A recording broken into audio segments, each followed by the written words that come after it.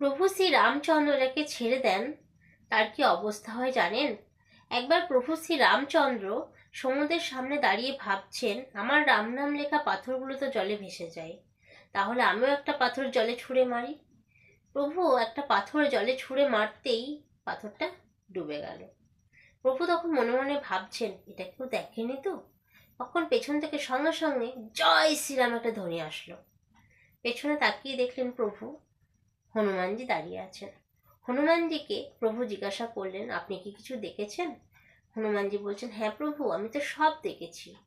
তখন প্রভু হনুমানজিকে বলছেন, আপনি কি কাউকে কিছু বলে দেবেন? হনুমানজি বলছে, হ্যাঁ প্রভু, আমি তো এটা সবাইকে বলে দেবো। প্রভু বলছেন, আপনি কি বলবেন সবাইকে? হনুমানজি বলছেন, আমার প্রভুর রাম নাম লেখা পাথরও জলে ভেসে যায়, কিন্তু আমার প্রভু যাকে একবার ছেড়ে দেন সে জলে অতলে ডুবিয়ে যায়।